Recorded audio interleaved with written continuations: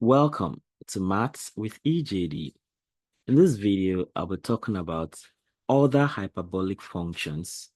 Previously, we talked about hyperbolic functions, and which are basically in reference to sine, hyperbolic sine, which is sine x, which we know to be e raised to power x minus e raised to power minus x divided by 2, while cos x is equal to e raised to power x plus e raised to power minus x divided by 2.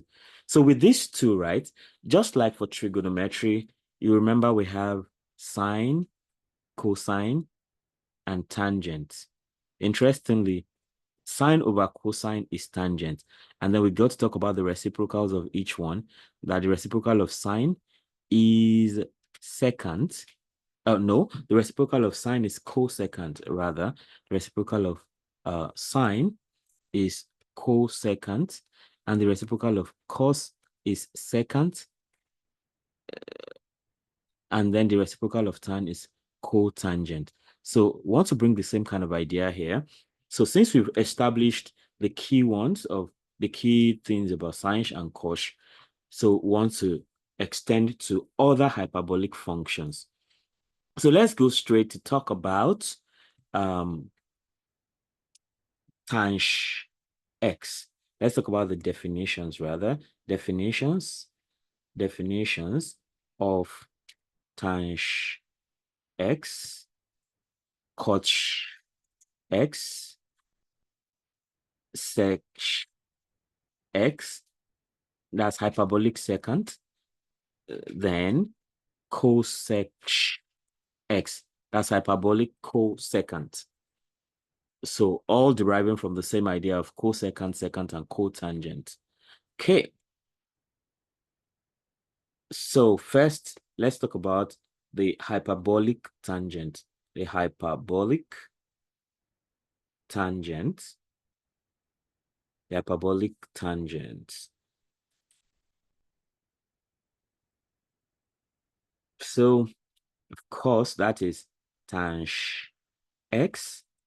And since we know that just like tan is sine over cosine, then tan is sine x over cos x. So that means we have sine x is already known to be e raised to power x minus e raised to power minus x divided by 2. Then all of that now divided by cos x, which is e raised to power x plus e raised to power minus x divided by 2. So if we simplify this, right, that's e raised to power x minus e raised to power minus x all over 2. Divided by this would mean times 2 all over e raised to power x plus e raised to power minus x. So this cancels out. And then we have e raised to power x minus e raised to power minus x all over e raised to power x plus e raised to power minus x. So this becomes what we know as tan x. So simply, that's a definition of tan x. So it is sine over cos. And so it is e raised to power x minus e raised to power minus x all over e raised to power x plus e raised to power minus x. Okay, so we need to take note that the hyperbolic function, the hyperbolic tangent function, maps real numbers, to values between -1 and 1. So this is useful because if you have a system which maps every real number to values between -1 and 1, so you can think of using the hyperbolic tangent function to model that kind of a situation. So let's talk about the next one, which is the hyperbolic cotangent. Hyperbolic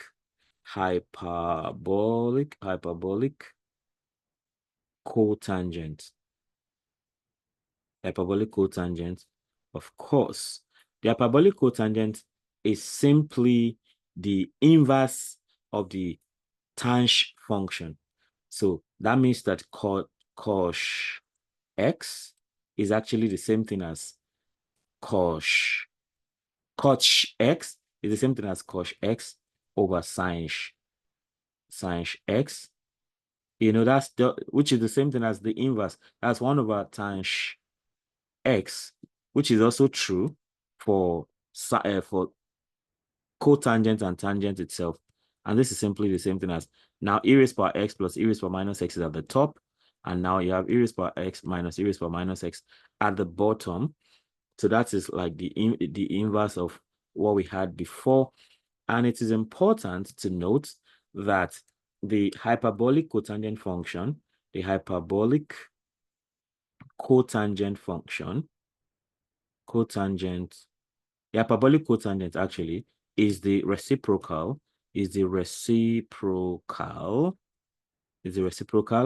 of the hyperbolic tangent, and is undefined. It is undefined at x equals 0, you know, because of the negative value here, right? So if that expression is 0, for, you know, at x equals 0, you have e raised power 0 minus e raised power minus 0, which is 1 minus 1, and all of that goes to 0. So it is undefined at x equals 0. So when we are going to see the graph of all this. So what you see, the confirmation of all this we have said. So we go to the next one, which is the hyperbolic secant. The hyperbolic secant.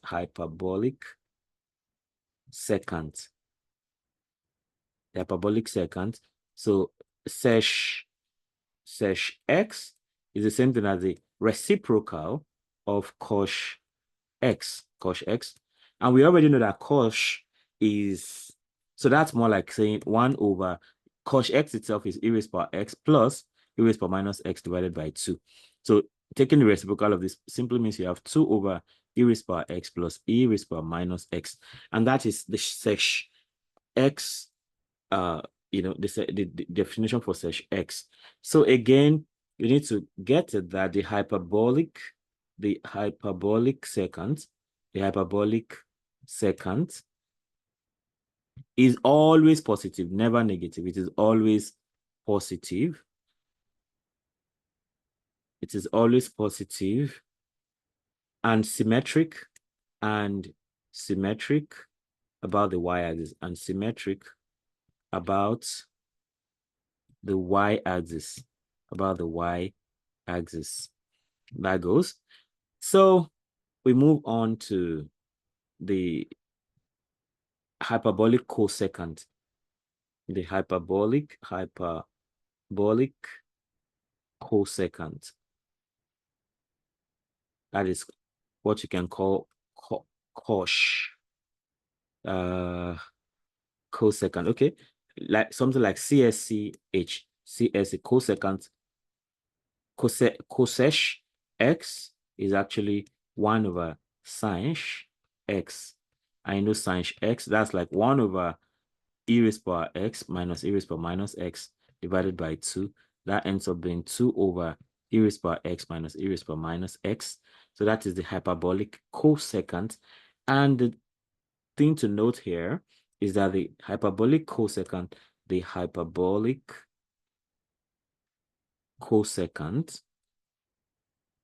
is also undefined. It is undefined at x equals 0. And it is an odd function. And it is an odd function. It's an odd function. So that goes. All right. So let's talk about okay, let me just use this. The graphs of these functions.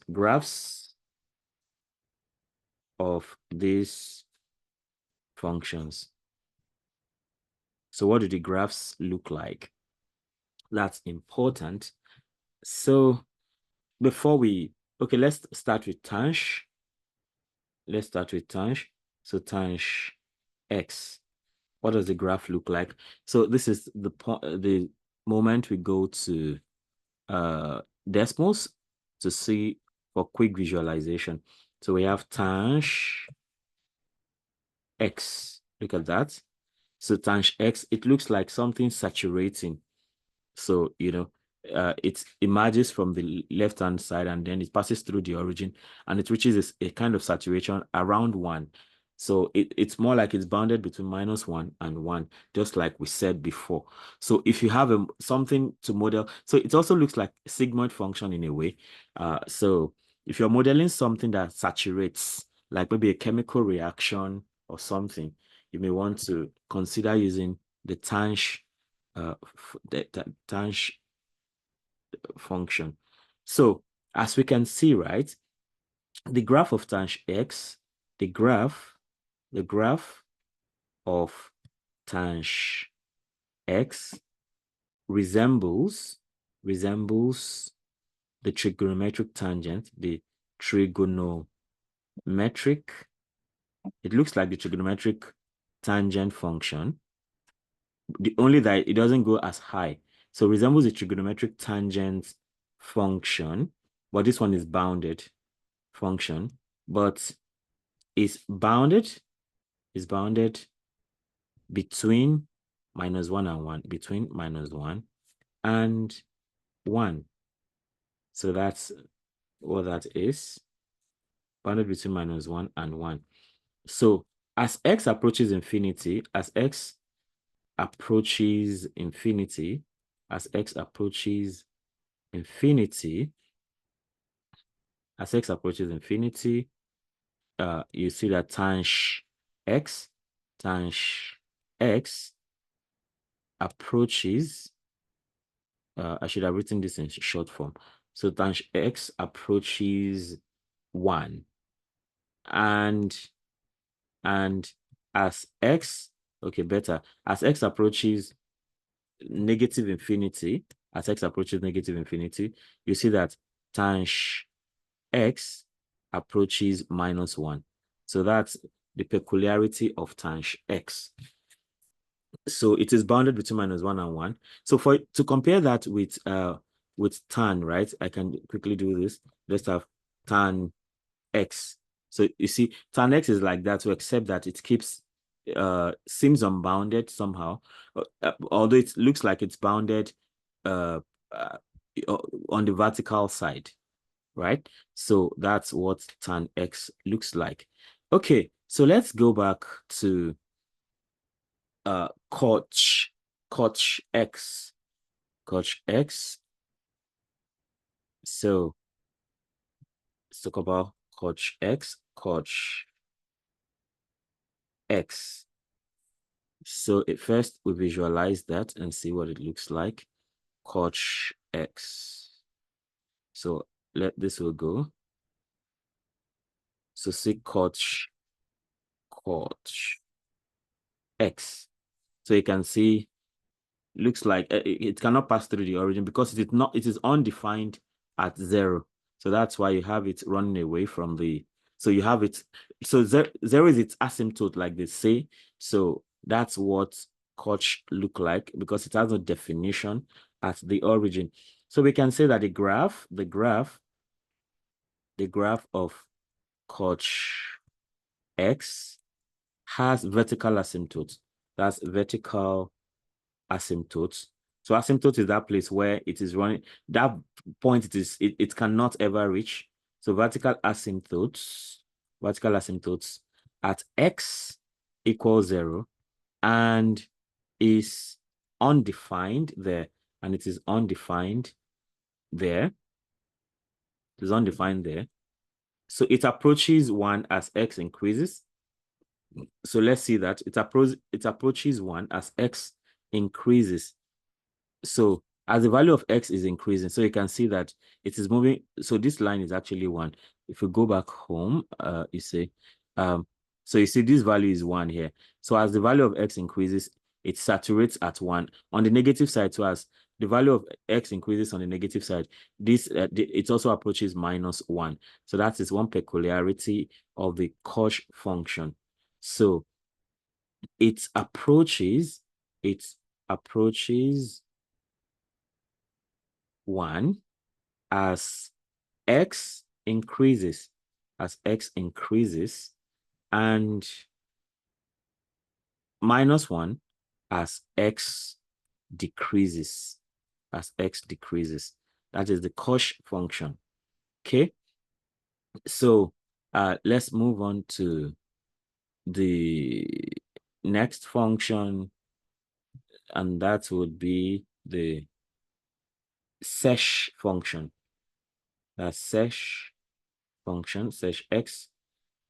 So, okay, let's quickly visualize that and see what we have. So sesh function. Of course, if you want to compare this with cos, okay, so you see cos is going like it's defined at 0 even, and it's running along like that. So you discover that, you know, the -1 and 1, which is the boundary for cos, is actually the saturation point, so to speak, for cosh. So let's talk about sesh, the sesh function. What does it look like? So we have sec h x, search function. So you see, it's so I mean, all of these values actually have something to do with 1, right? So it's going and it saturates at 1 and it keeps moving. So it looks like some kind of statistical distribution curve, you know. So all these functions are the way that their behavior can actually help in doing some kind of modeling, you know, that may be relevant. So the graph of search x, okay, the graph of search x is a bell-shaped curve, okay? Is a bell-shaped curve, you know, which looks like the bell-shaped curve we use in normal distribution or so. So the graph of search x is a bell-shaped curve centered at the origin, meaning x equals 0, centered at the origin, and it is really similar to a Gaussian function. It is similar to a Gaussian function, but with a different decay rate,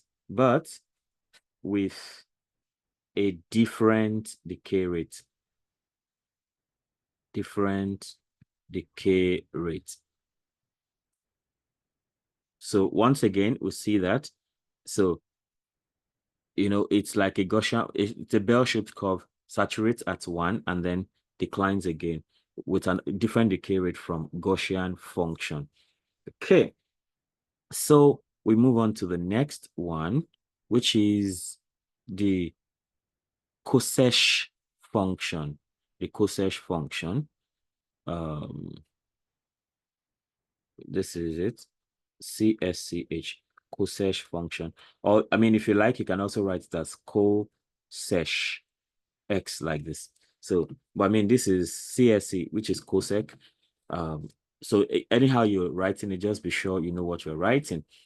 So let's see the cosesh function, how that looks. Cosesh. Okay. So CSCHX. Okay, you see, it bears a bit of resemblance with a function we had seen before. So it also doesn't it is asymptotic at x equals 0, so to speak. So, and that actually looks like which function was that now? I think it was cot x looked a bit like this, you know. So the deal is that the graph of cosesh x has a vertical asymptote, vertical asymptote at x equals 0 and exhibits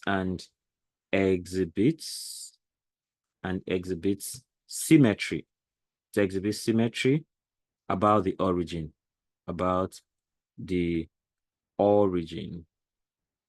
exhibits symmetry about the origin. Then it rapidly decreases as x moves away from 0. It rapidly decreases. As x moves away from 0. So you see that for cos x, right, as x is increasing, the function is moving towards 1 on the right hand side and -1 on the left hand side. So it rapidly decreases as x moves away from 0. So once more, let's see what that is. So you see, it's not defined around 0, but as the value of x is increasing, so the value itself, the function, the curve itself is, aligning almost with 0 on both on the right and the left hand sides. Okay, so those are the graphs of the functions we have considered. So next thing is to talk about some identities. So let's talk about key identities and properties. Key identities, identities, and properties. Okay, first of all, let's talk about reciprocal relationships. Reciprocal relationships. Reciprocal relationships. Okay. Of course, we know that tanh x is the reciprocal of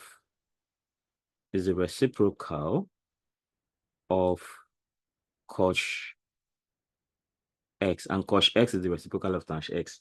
That's the idea. Then same for, we also know that sec x is the reciprocal of cos x and vice versa. Then in the same way, cosec x is the reciprocal of sin x, of course, and vice versa, right? So these identities, they are similar to the relationship between trigonometric functions. So the same kind of things hold for trigonometric functions. Okay, so now we have to talk about derivatives. So when you differentiate these things, what do we have? I have a course on a playlist on calculus already, which you can check out. So that we try to differentiate every trigonometric function, because we talked about the differentiation of trigonometric functions. So for the derivatives now, derivatives.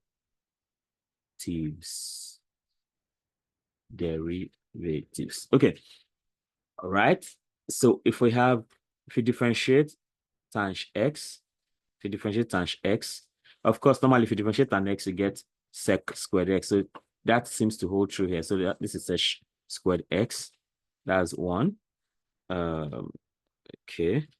Then if you differentiate cot x, ddx of cot x is, I think this is also like the same for normal trig.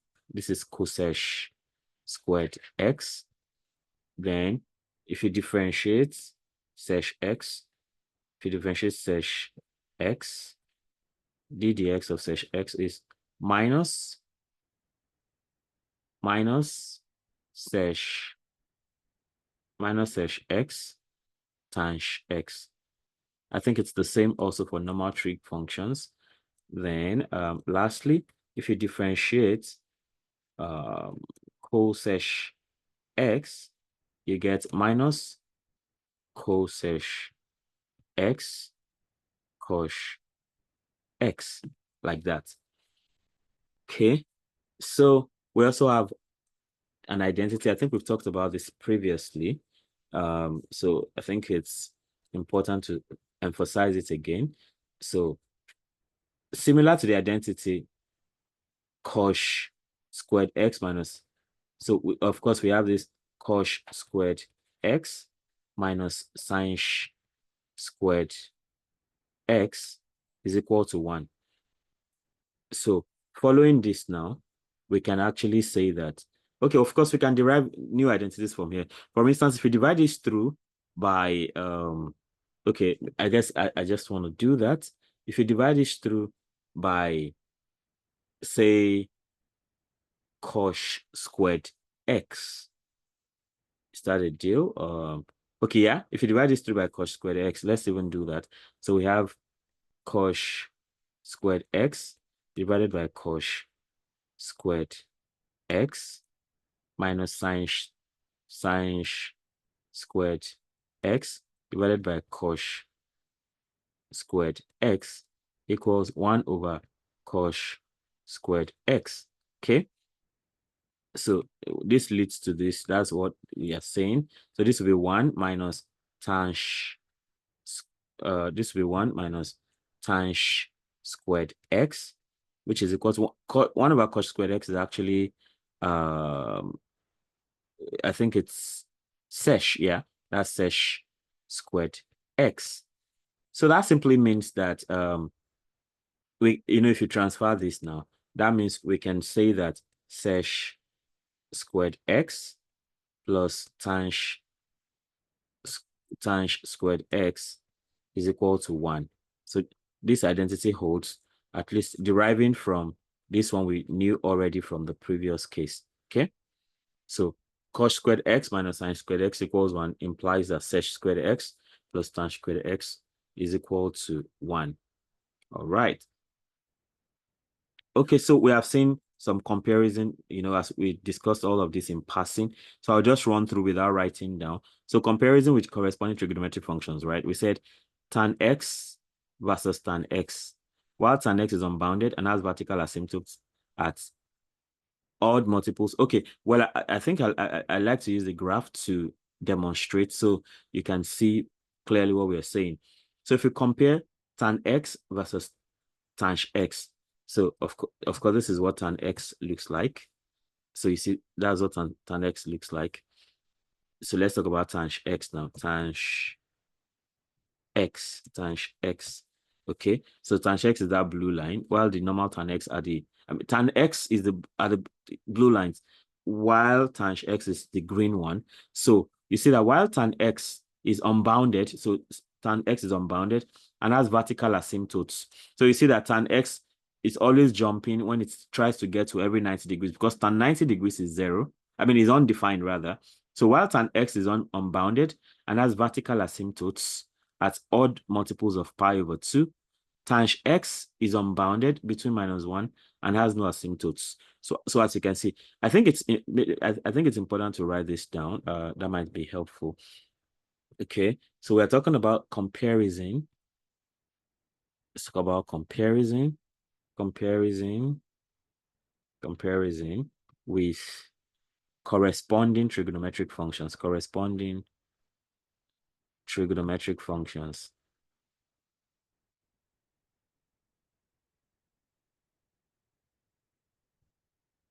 Okay, so first, comparing tan x and tan x. So we have the first one, tan x versus tan x. As you can see from the graph, right? While tan x is unbounded, so tan x is unbounded and has vertical asymptotes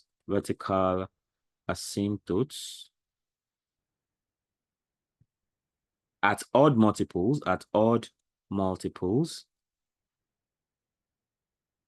of pi over 2. So at every odd multiple of pi over 2, like pi over 2, 3 pi over 2, 5 pi over 2, and everything. So you see that there's always a jump in the tan curve. There's always a jump. That's why it looks like the tan curve is plenty, like it's a lot, because for every pi over 2 odd, you have that asymptote. So it has vertical asymptotes at odd multiples of pi over 2. On the other hand, tan x is bounded. Tan x is bounded between -1 and 1 and has no asymptotes. So an asymptote is where if a curve or a function jumps, and it's probably not, most likely not defined at that point. Okay, so that is for tan x. So you see that if you look at the graph again, so if I delete tan x, so you see that here, so you see tan x is a continuous function. It doesn't break. like tan x. It does not break. So the next one, let's consider cos x. And okay, first of all, let me do cot x. All right, cot x. So see cot x. Cot x is like the reverse of tang. Okay, this is cot x, right? Yeah, cot x is like, of course, is the reciprocal of tan x, as we know. So what does cos x look like? Cos x. So you see cos x has asymptote at 0, but it's actually vertical. It has asymptotes at integer multiples of pi. That is cos x. I mean, cos x is always defined except at x equals 0. But for cot x, it has vertical asymptotes at multiples of pi. So that's what is happening right there. So in this case, let's talk about cos cos x versus cot x. So cos x is always defined, except at x equals 0. That's why we say it has vertical asymptotes or so. It has horizontal asymptotes. So at x equals 0. Whereas cot x has asymptotes at integer multiples of pi, integer multiples of pi. Okay. So next we go to sesh and sec. Let's go to sesh and sec. Sesh and sec. So let's do sec first of all. So see sec x. So what that looks like, it looks like series of parabolas, and it's not defined at y equals 0. It's not defined at y equals 0. And then that is sec x. So what about sesh x? Okay, sesh x, we've already known that it has a bell shape curve like that. So that kind of thing.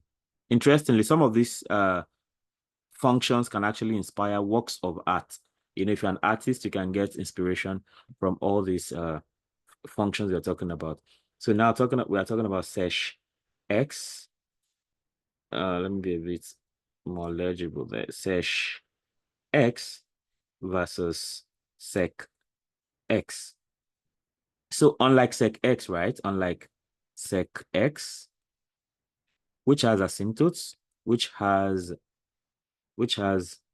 asymptotes, that's asymptotes where cos x is equal to 0. Sec is the inverse, is the reciprocal rather of cos x. So that's 1 over cos x. So anywhere cos x is 0, then it has asymptote. So where it has asymptotes where cos x is equal to 0, but on the other hand, sec x is always positive, always positive and smooth, always positive and smooth. Okay, so that goes, and that takes us to cosec x and cosec x.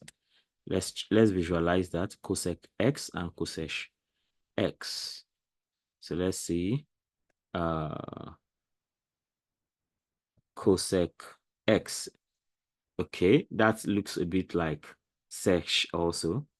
And then let's talk about cosec x. Okay, so we also have, so cosec x has asymptotes too, but you can see the perfect alignment of the line. So it's like the lines are agreeing at some point and then something changes for cosec x at some point. So let's describe this case. So now we say that we're comparing cosec x versus cosec x. So see that both cosec x and cosec x have vertical asymptotes,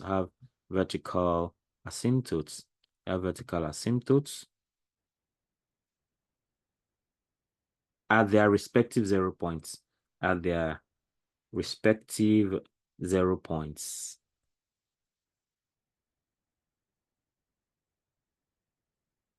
But cosec x decays exponentially, decays exponentially as x moves away, from 0, unlike the periodic behavior,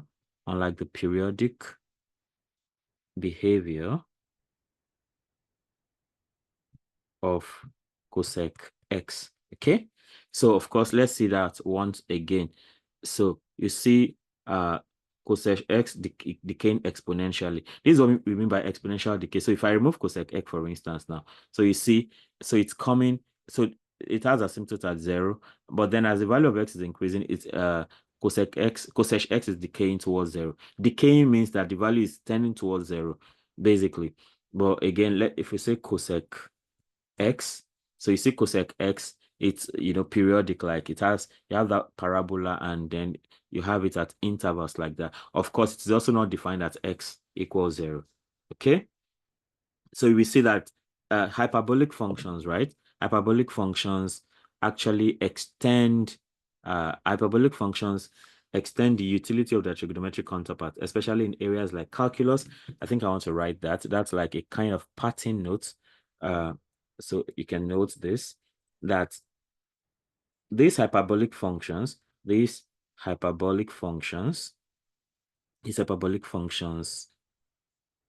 extend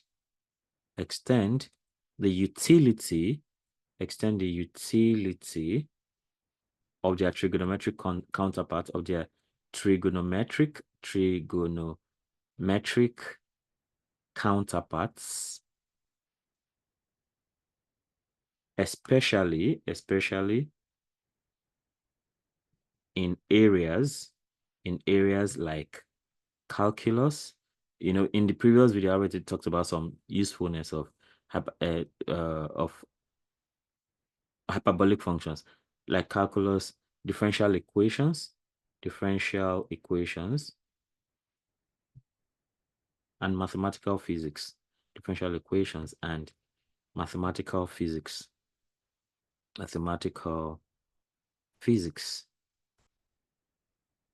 Okay, so we've come to the end of this second video. So if you have not subscribed to this channel, you still have more coming. So be sure to subscribe, hit the notification bell so you can always get alerted each time a new video is released. And of course, comment, like, and share. For instance, this video I'm making is actually from a friend who wants to learn more about hyperbolic functions. So you can make such requests. And when I have the time, I can